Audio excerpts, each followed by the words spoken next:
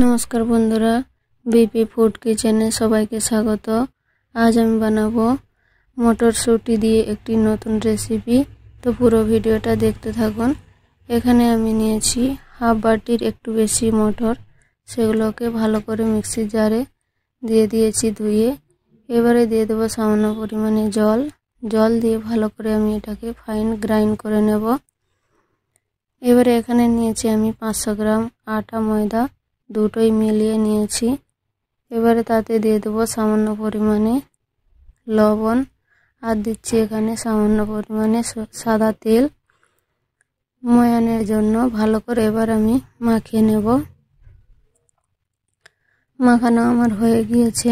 এবারে আমি যে মটরের পেস্টটা বানিয়েছিলাম সেটা দিয়ে ভালো করে আমি মাখিয়ে নেব।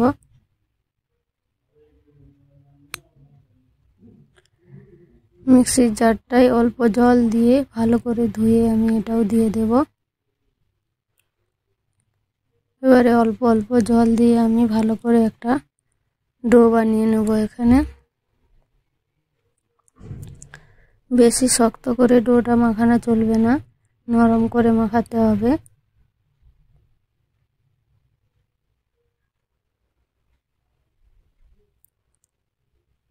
মাখানো আমার হয়ে গিয়েছে, দেখুন হাতে জড়িয়ে যাচ্ছে। এই রকম একটা ডো বানিয়ে নিয়েছি। এবারে আমি এটাকে সাইডে সরিয়ে 10 মিনিটের জন্য রেস্টে রেখে দেব।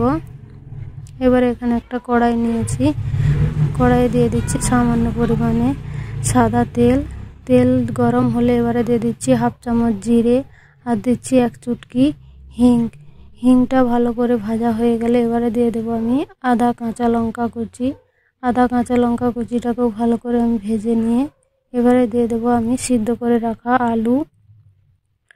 আলুগুলোকে এইভাবে ভেঙে ভেঙে ভেজে নেব ভালো করে। এবারে দিয়ে দিচ্ছি সামান্য পরিমাণে হলুদের গুঁড়ো আর দিচ্ছি লঙ্কার গুঁড়ো।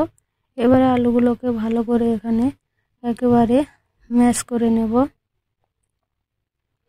ম্যাশ করা আমার হয়ে গিয়েছে। এবারে দিয়ে দিচ্ছি সামান্য পরিমাণে লবণ আর দিচ্ছি এখানে কসুরি মেথি।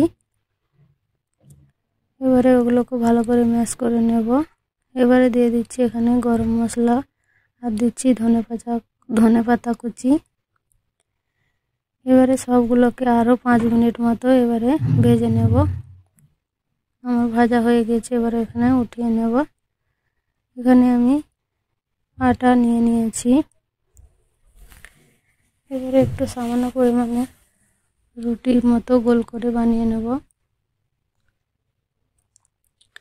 এবারে যে আলুর পুরটা বানিয়েছিলাম সেটা মাঝখানে দিয়ে দেব। এবারে এখানে আমি দেখি এইভাবে হাতের সাহায্যে দেখুন মুখটাকে ভালো করে বন্ধ করে নেব। খুব সহজেই কিন্তু বন্ধ হয়ে যাবে। দেখুন এইভাবে আমি খুব সহজ পদ্ধতিতে বানানো দেখাচ্ছি, যে কেউ এটা বানিয়ে ফেলতে পারবে।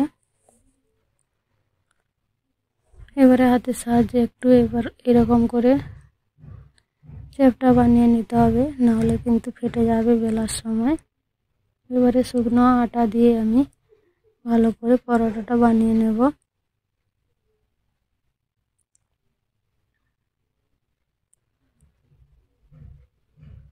দেখুন বানানোর সময় কিন্তু এতটুকু আলুর পুর বের হয়ে যায়নি।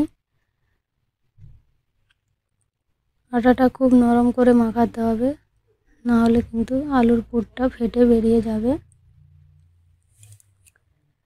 খুব পাতলা করে আমি পরোটাটা বানিয়ে নেব।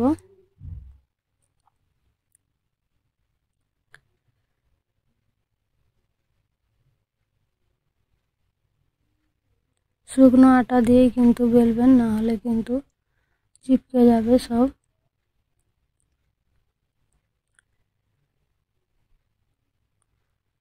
আমার বেলা হয়ে গিয়েছে, দেখুন আমি খুব পাতলা করে বেলে নিয়েছি। এবারে একটা তাওয়া বসিয়ে দিয়েছি চুলোয়। তাওয়া ভালো করে গরম হলে তাতে দিয়ে দিচ্ছি পরোটা।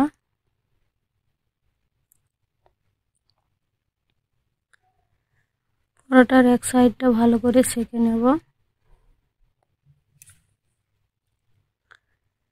এবারে আমি উল্টে দেব।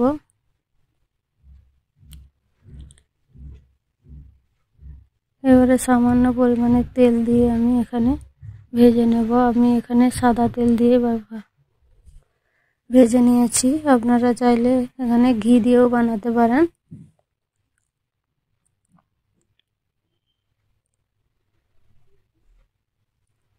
এবারে ভালো করে উল্টে পাল্টে এবারে আমি পরোটাটাকে ভালো করে ভেজে নেব।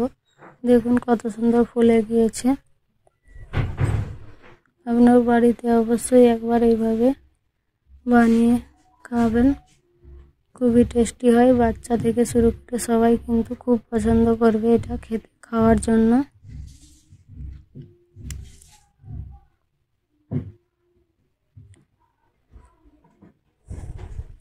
পরোটাটা আমার ভালো করে সেঁকা হয়ে গিয়েছে, আমি এবারে উঠিয়ে নেব।